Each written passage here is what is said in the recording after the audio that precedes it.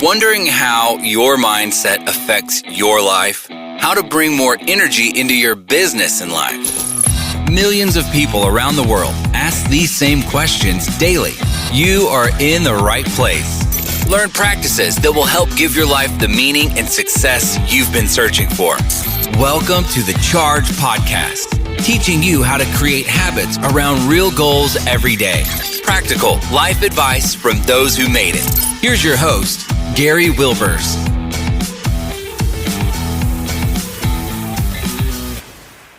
Welcome, Chargers. We're glad to have you back again this week for another great podcast. Our goal is each week to find different guests with different viewpoints so you can keep learning. Now, the challenge for you is take the learning in, but what action are you going to create? As we get started in this week's podcast, I want to share with you the best thing that you can do to help us is rate and review our podcast and share it with other people that you might think love the Charge podcast. We would truly appreciate that if you would be willing to like and share it and then tell others about it.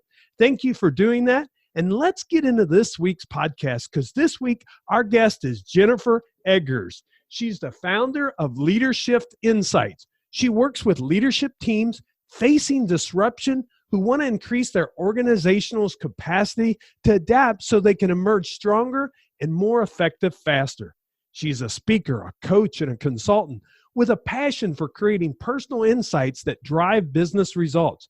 Jennifer is known for facilitating high-stakes meetings with challenging stakeholders. She's the creator of Rapid OD, a revolutionary approach to organizational restructuring, and her groundbreaking adaptive leadership workshops have led clients to say, she turns everything you know about corporate training upside down. Jennifer has coached teams, officers, and directors of Fortune 500 companies and is known for helping leaders demonstrate visible leadership fast. She has been a partner with Cambridge Leadership Group and has held several other senior roles in learning, organizational, and leadership development. She's been at Bank of America, AutoZone, Coca-Cola, Enterprise, Allied Signal. Her first book and bestseller, Resilience, It's Not About Bouncing Back, was released this summer, and I had the pleasure of meeting Jennifer this summer. So two great things happened this summer, Jennifer. Congratulations on the book, and welcome to the Charge Podcast. Thank you so much, Gary. It's great to be here. I'm really excited to be on the show today. Well, I always tell people I love them to share who Jennifer the person is because, of course, when we do a bio, we do a professional bio, but I love my audience to get to know Jennifer the person because that's who I got to meet this summer. Sure, absolutely. I started my career in consulting in sort of the dog-eat-dog New York market and found myself running, large transformational projects and coaching executives at like age 24. So I did okay. But I knew I needed, more experience, and I really didn't like the toll those kinds of projects took on people. So I went to work for several large corporations so I could figure out how to come back and make that better. And so a couple things that I learned was that there was too much learning spend on, teaching and training, corporate training with not much to show for it. Strategy was sort of an exercise that not many leaders really bought into. Restructuring just took so long and was so disruptive that it did more harm than good. And so when I started LeaderShift 12 years ago, we really started as a way to fix those things. So we started as an org design firm. We wrote Rapid OD, which is an org design process that's fast, collaborative, it's sustainable, so you don't have to keep restructuring over and over again every time something changes. But what we realized is that people in corporations were just shot. I mean, they were getting beat up by the amount of change that was hitting them, and they had no way to deal with it. And so, one of the things we did was we looked at hundreds of leadership development programs, and we found two that actually drove ROI. And so we bought the rights to those, and then we wrote the third, which was really about resilience, which became a huge need that was starting to emerge, is that people were just getting beat up and they couldn't come back. I mean, they just were getting burned out. So what we figured out was that and all this is kind of related, is that if leaders were really on the same page with the strategy of the organization and they were aligned, resilience was a whole lot easier. So it's all about understanding the why. So we figured out how to do these strategy sessions that actually create alignment. And so at the same time, I was actually I was a competitive water skier for most of my early life. And, I was kind of looking at my life saying, as I got involved with NSA and speaking, I was like, well, what's the story that only I can tell? And so I went out and asked like 10 friends, and they all came back and said, well, you're nothing if not resilient. By that point, I had moved a couple times. I had been knocked out of training with a car accident, and I was knocked out of competition with another car accident. And then just as I was rehabbing from that, I had this major health crisis. But what I realized is that, and it does look back, what I realized is that I didn't become resilient because of those things.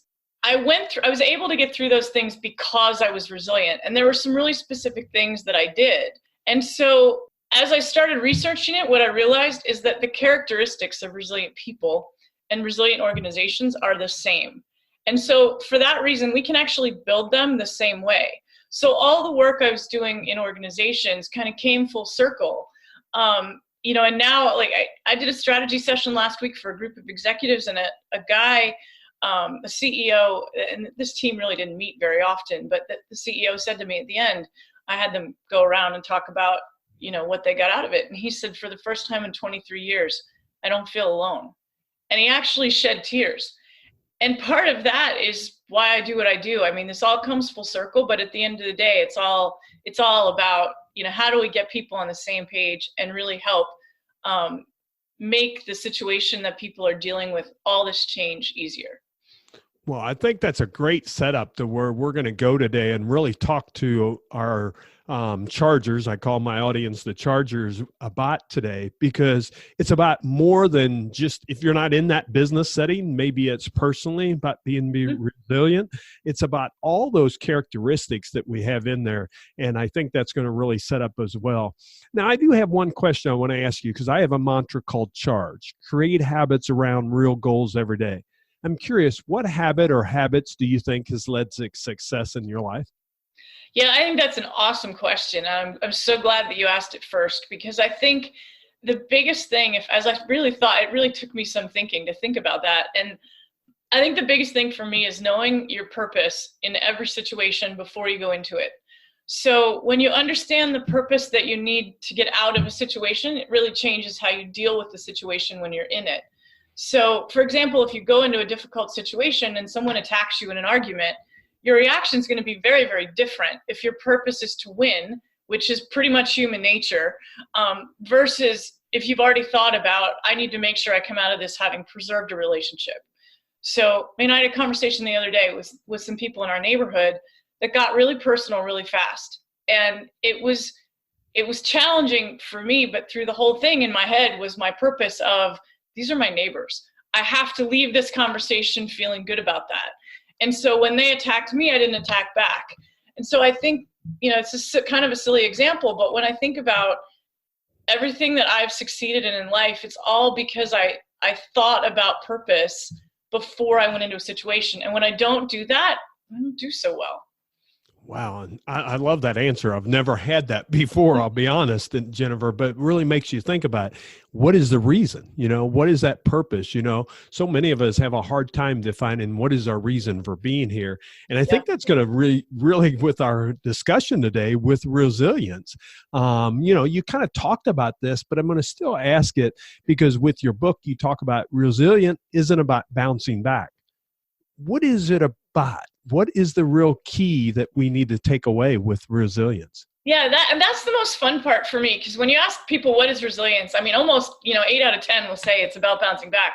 But at the end of the day, and I love this quote from Carla Trotman, who's an entrepreneur and just phenomenally successful executive I know, but she says that by the time if you try to bounce back, by the time you bounce back, everything's changed.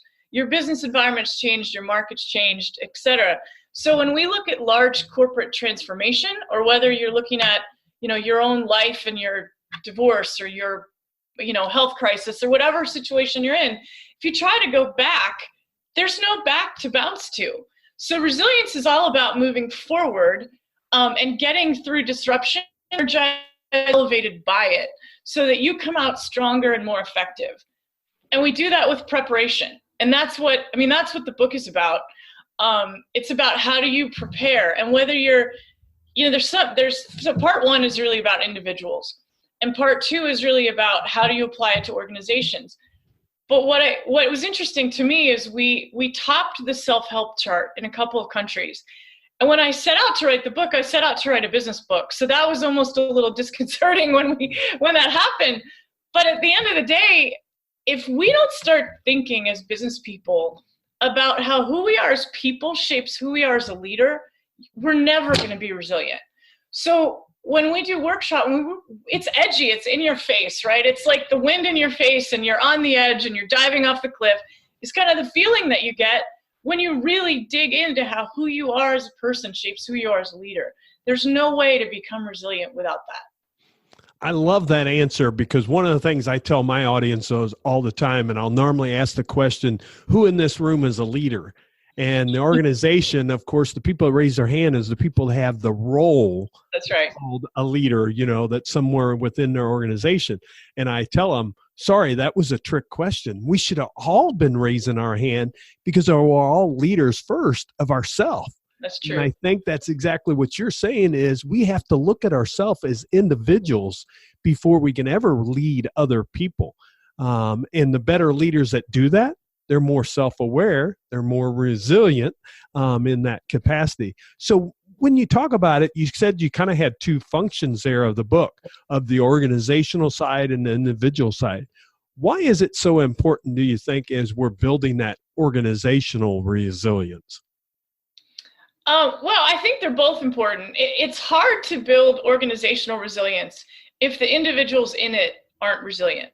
So what we present is a framework, and I'd be more than happy to share this with your listeners.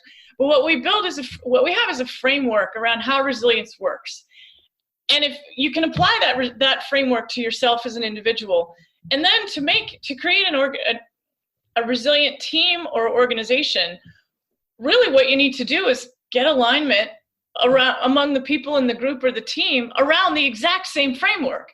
So it's a whole lot easier if you really think about that as an individual first, so you know what you're going through. But the interesting thing is that the framework is exactly the same, but the language changes. So for example, knowing your purpose might be your mission statement, or knowing your core beliefs, individually, that might be your faith. But in an organization, that might be a value, your values that are posted on the wall in a conference room. But the idea is, how clear and aligned are the individuals in the organization to the organizational resilience framework? But that's going to be a lot easier to deal with if those people have that self-awareness. When you mention self-awareness, I think what's fascinating is that a lot of the things that we teach and present about resilience have their roots in emotional intelligence. And that is all about self-awareness. Now, I can't, it's hard to sell emotional intelligence, right? You tell someone to go to an emotional intelligence workshop, it doesn't feel so good. I don't need that. You can't tell someone they're not emotionally intelligent, but you can certainly, we all need to work on resilience. And frankly, we all need to work on emotional intelligence too. So it all works together. But if we look at who we are as people, and then we look at the context of the organization, it all fits together. But I think what happens instead in corporate life, and I was going to say corporate America, but this is a global problem.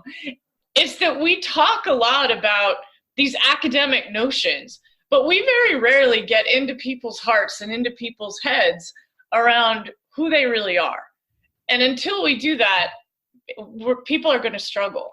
And so it's time for corporations that are doing training to really start going deeper. And that's a lot of what we do. Well, I understand what you say, but I'm going to have to challenge you on this. Have you seen this really work in corporations? And I know you can't give us the corporation, but you can tell us maybe some of the backstory of where you've seen this actually work, because I need an example, because that's the challenge sometimes in corporate.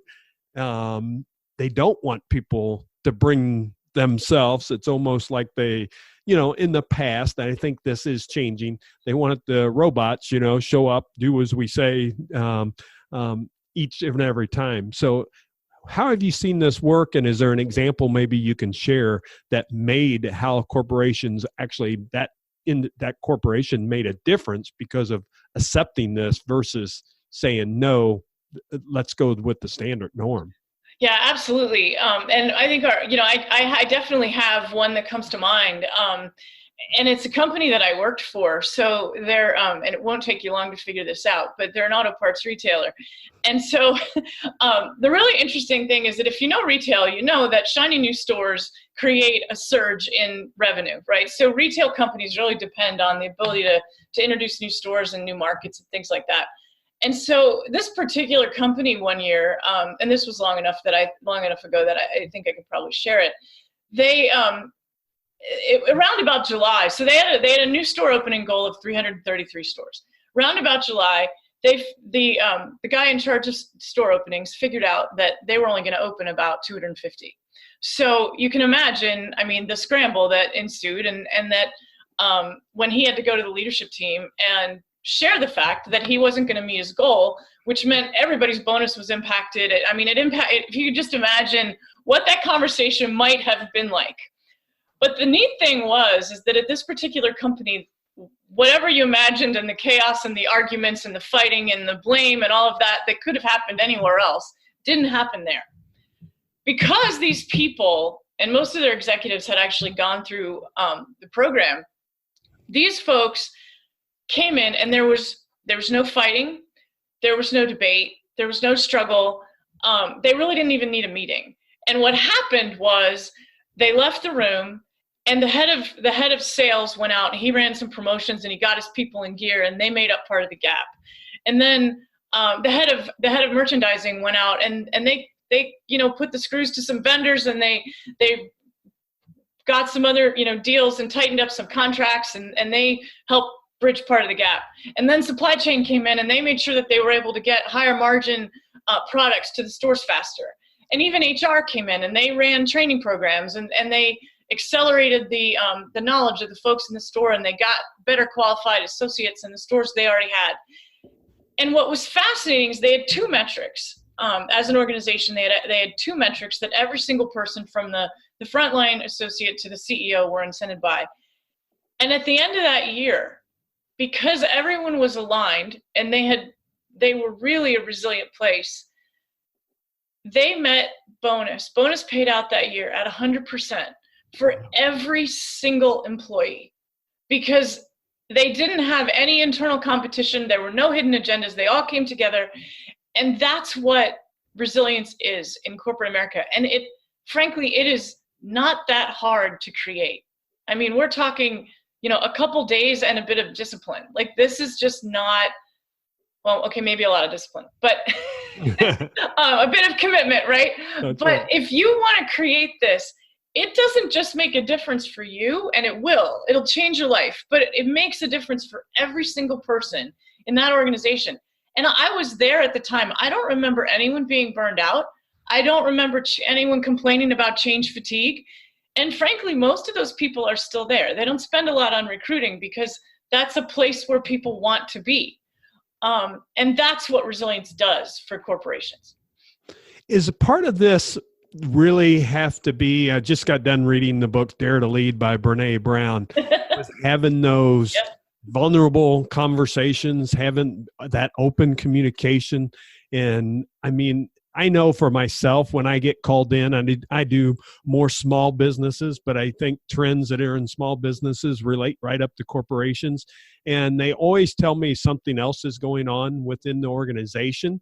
But the interesting part is 90% of the time, it's about the lack of communication or lack of open communication that's there. Do you see that same thing in some of the organizations you work with? Yeah, you're 100% correct. And frankly, that's usually where we start. I mean, we have a 3-course mastery series that starts with our influence workshop.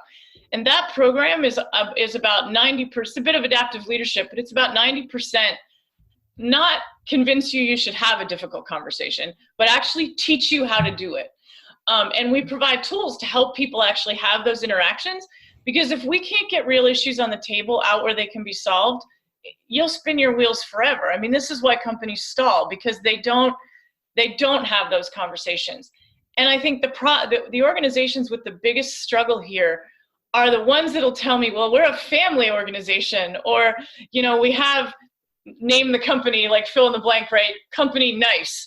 So they have this nice culture. Well, nice just means we don't tell each other the truth and we don't have real candid conversations. And so to me, that's not nice, right? Nice is when you tell somebody the truth and you move on and you don't have all these hidden agendas and all this nonsense in your head that you're thinking but not saying. So what we help people do is get the thought, when you have a conversation, we have a tool called the right-hand, left-hand column. And in one column, in the right-hand column, is all the things that are said out loud. And in the left-hand column, and this is, take a page from, I think, Peter Senge, on the left column is all the things that you're thinking but not saying. You can't say all of those things exactly the way you're thinking them, but the question is, how can you get the majority of what's in your left-hand column out so that you're really having a dialogue that creates learning for both parties? And I think that is ticket to entry when it comes to building resilience and creating alignment. Now, there's lots more to say about creating alignment, but if we can't have those conversations where we invite dissent and create learning, there's no way to create alignment. We have to start there. I agree with you there. Now, you wrote the book and it came out this summer, and we write books for different reasons. I'm sure part of it is it shares your message and your framework. Some of the interesting things you said, you found out that even individuals kind of really was the first part of it, and then organizations, the second part. What's the one thing you would tell us about the book that really, that you're hearing back, some of the feedback that you're hearing from either organizations or individuals about your book? Yeah, I'm shocked, actually. The feedback has been, much better than I ever would have expected. We've got a lot of great feedback from people who said, there's so much in here I can relate to. I mean, I had a CEO email me last week that said, there's stuff in here that I know I do, and there's stuff in here that I know I should have done, right? And so I think people are finding themselves in the book. So it's a fairly easy read. We've gotten feedback that it's an easy read. I'm not sure I didn't realize that when we did it. So, and we've even had, I have my art teacher, for example, is probably the biggest fan of the book. She runs an art class gallery business, and she found a ton in it that she was able to resonate with. So, I think no matter where you are in life or in your career, I think there's something in there that you'll find helpful. The self-help nature of it certainly was maybe a little more surprising than I expected, but the feedback I think on that is that I'm used to that in the workshops. There's a workshop based on the book. So the workshop, we always get these very powerful, breakthroughs that come out of that, but I didn't expect it from people reading the book. And I think we have gotten quite a bit of that. So I think that's been the most fun. I think that's been the most fun. And I tried to really link it to the academic research as well. And, I thought that was going to be maybe more important than it is. But the beginning kind of starts with how resilience drives adaptive leadership. And I think that was just an interesting thing, but I don't think it stood out to as many people that read the book as I thought it would. Well, thank you for that, because one thing I love about it is when people say the book, and you found that out, that they can put themselves into it. Of course, number one, what happens? Learning goes way up. We know that in a training or a facilitating, when they start to put themselves into it, of course, they can start changing their habits, disciplines, behaviors, all the things that really makes the changes happen. So I guess my next question is, we've talked around these, but I think we've got to come back to it because it's getting about that time that we're going to have to start wrapping up to go to the recharge round. But before we do, what are some things, either the number one thing someone can do to build resilience, or what's the top 3 things that really someone really has to work on if they want to build that resilience? Yeah, there's a number of things, and I actually I had some of this kind of in my notes for the recharge round, but I'll leap ahead and say that the framework, I can't share the graphic on the podcast, but I'd be more than happy to email it to anybody that wants it with some tools that we're building as well. But resilience, there's a framework. So resilience is really about your mindset and the choices that you make.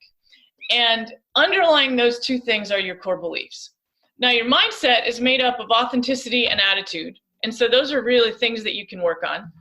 Your choices are made up of your purpose and your definition of success. So I talked a little bit about purpose. I think of purpose as your purpose in a situation, where your definition of success is a little bit more like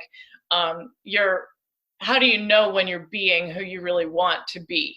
And so those are things that people typically don't think about. And so we recommend, some strong preparation in that space and really doing some soul searching there.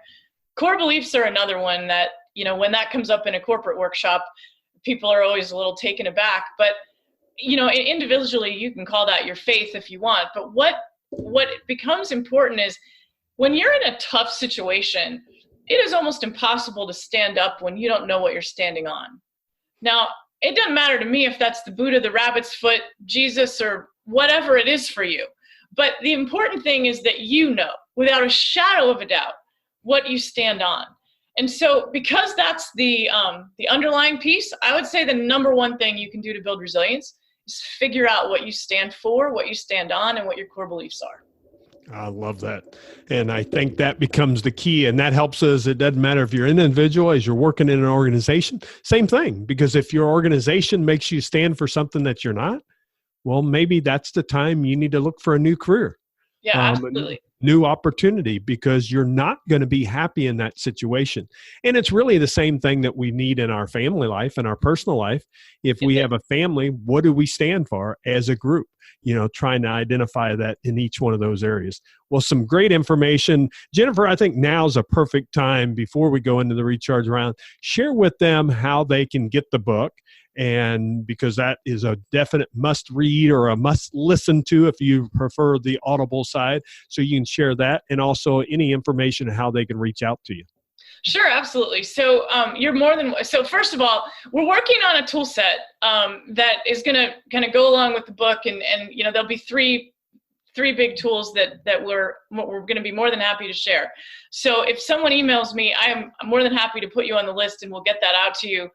My email is jeggers, JEGGERS, @lsiteam.com. So L as in Larry, S as in Sam, I as in Igloo, the word team.com. The book is Resilience. It's Not About Bouncing Back. It's available on Amazon, or we would prefer if you go to our website, leadershiftinsights.com/resilience-book. So that's another way, and only because we can tell you a little bit about the book, and you can see if that's a fit. But the other alternative is always Amazon. That works too. But more than happy to, if you're thinking about, what do you need to do to become a resilient organization or individual, and you want to talk about next steps, feel free to reach out. More than happy to talk about that. And again, happy to share our tools that are coming out, and the resilience framework as well. Just email me to get it. So don't worry, Chargers. If you didn't get that, we will have that in show notes. So you can go to show notes. They'll be there. Chris does a great job making sure everything's listed out there for you to be able to access that information. So know that's available to you. All you have to do is go to chargepodcast.com, and we'll have all that in show notes. Before we wrap up, let's go to the recharge round. I like asking these questions of each individual. And like you said, we got maybe a preempt, but part of the reason I ask these questions is really to find out from other people. I have a framework, just like Jennifer has a framework of what she shares with her audience and the people that she works with, why we think these are so important. So my first one is, share with us why you believe mindset affects your daily living all the time. Yeah, this is huge. And to me, I think of it as pre-work versus rework. Right? You either prepare ahead of time or we're scrambling afterwards. So we're either resilient or we're coping. And what we don't want to end up is in that situation where you're just coping and trying to get through things. The preparation is what's required to really be resilient, so that you can come back faster, more energized and elevated after disruption. So I think the mindset to me that affects your daily life is how willing are you to be prepared and get clear on some of these things ahead of time. Oh, that's a great answer. And I love that. Pre-work or rework? That is one that I'm going to remember, and I wrote it down so I remember it.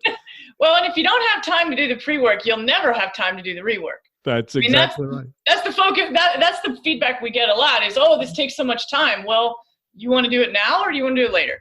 That's right. That's the question. I love it. And this one kind of plays into that, because what do you do daily to bring energy in your life? And I always tell people, maybe you think about it, because the days, we're doing a podcast. We love doing this and speaking to other people, so it's a little bit easier. But let's use those times when our energy is a little bit low.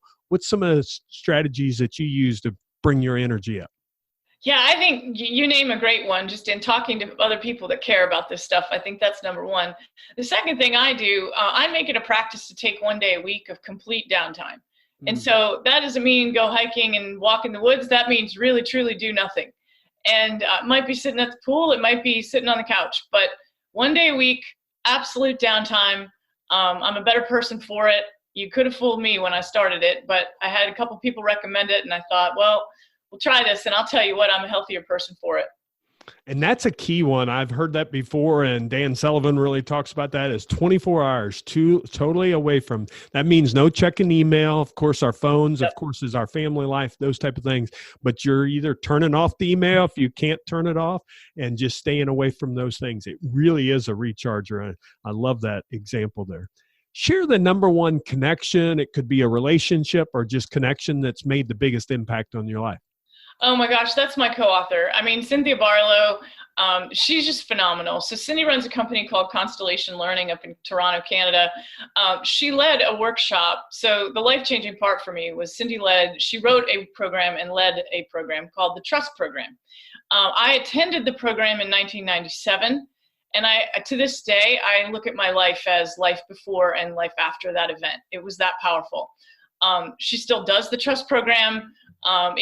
She's put thousands of people through it. I mean, it's just an absolutely life-changing experience. And I think as a result of that experience, Cindy and I became friends and colleagues, and, we put our heads together on the book. And I think she's probably the single, biggest influence on me in terms of just real true impact on your life. I mean, she's one of these people that, you don't talk about the weather with Cindy. I mean, you get right to something real that's important and just a really impactful person.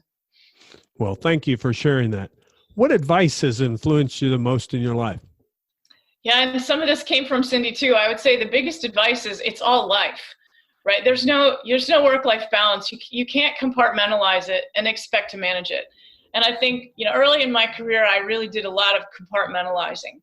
And I think one day Cindy said to me, you can't live in these little neat compartments. It just doesn't work that way. And it wasn't until I started breaking down those barriers and really work is my life. And somebody said to me, what do you do to have fun? Well, a lot of my work is fun. So I don't feel like I have to go stop and go do something else, because I don't do stuff that doesn't, I won't say it all is energizing, but there's always stuff you don't like. But I think by and large, the more you can integrate and not compartmentalize your family and your work and your business and all the pieces of your life, the better off you'll be. Yeah, I love that. And I have come up with the phrase, and I've heard it before, but from multiple people, but instead of work-life balance, it's about work-life integration. That's absolutely what life is about, is how can we integrate those two together? When those two coexist and we enjoy both sides, I mean, that's when you bring your best self to work all the time. It really is. Recommend a book and share why you love it. Well, mine, of course, since I've been neck deep in it for the last 2 years, and it's finally at a place I'm pretty proud of. So yeah. I'd be remiss if I didn't recommend that. But, I have to say, I heard two of your other podcast guests recommend Daring Greatly. I actually really like Brene Brown's Gifts of Imperfection. I think that's probably my favorite of hers. But my favorite business book of all time is The Obstacle is the Way by Ryan Holiday. And I think what I really like about that book is that he has figured out a way to explain that all of these things that happen to us, all this disruption that happens in our lives, it's not like you're going through life and then this happens and it's an exception. You use the obstacle as the way. So resilience is a lot about that, right? You're using the disruption to actually get stronger and get better. And so in the book, we present the filter, which is hard to do in a few seconds, but we suggest that people view life through the lens of life is hard. Because the minute and it's not optimism or pessimism, the minute you start thinking that life is hard, it suddenly ceases to be hard because you don't expect it to be easy anymore. And that's where I think Ryan really gets into that with the obstacle is the way. The obstacle isn't the exception. It's just the way you get great. And I think that's what resilience is all about. Oh, I love that. Thank you for sharing that. And we will have that in show notes also. Last question for you. You've almost made it through the recharge round. One sentence or less. What legacy do you want to leave the world? Oh, gosh. I want to make life in corporations better. I mean, less stressful, more fulfilling. It just doesn't have to be this hard. Oh, now that's a big job you've got ahead of you, but I know if anyone can do it, Jennifer can do it. I tell you, Jennifer, we can't thank you enough for being on the Charge podcast. Share one more time the website that they can go to and the name of your book so they can pick up a copy if they'd like to. Sure, absolutely. The book is called Resilience. It's not about bouncing back, how leaders and organizations can build resilience before disruption hits. And the website is www.leadershiftinsights.com. And my email, feel free to reach out, is jeggers@lsiteam.com. LeaderShiftInsights.com works too, but we'll give you the short one if you don't want to write that down. Sounds great. No, that's in the Charge podcast under show notes that we'll have that available to you. So you can go to chargepodcast.com. Jennifer, we can't thank you enough because I think the quote that I want to really leave people with, it's all life. It's all life. Our work, our home, our personal life, all those things come together. As Chargers, we're all trying to get that. And you've given us something that we can walk away realizing that obstacles are part of the way. And I just can't thank you enough for being on the Charge podcast. Thanks for joining us today. Thank you so much for having me. I had a blast. So thank you so much and great job. This is a really neat podcast. I appreciate it. Well, thanks, Jennifer, for saying yes. Chargers, we thank you for listening in. Now, remember, rate and review and share the podcast with others. And don't forget, you can get your 7 days of charge for all the listeners of the Charge podcast. We offer a program called 7 Days of Charge, absolutely free. The program will take you just a few minutes each day, but it can drastically change your life. To get this free program, head over to positiveculturewins.biz and sign up, and you will start getting the 7 emails. There's one a day for 7 days to be able to make that change. Chargers, we're so glad you joined us again this week. We'll see you back here next week. Make it a great day.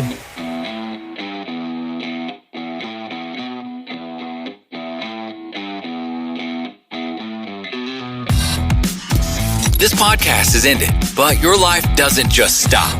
To continue your inspiring journey, head over to chargepodcast.com and access all the tools and resources mentioned on today's show. If you enjoyed this episode, consider sharing with somebody who may also benefit from the advice provided. That's chargepodcast.com. Until next time, charge in business and life.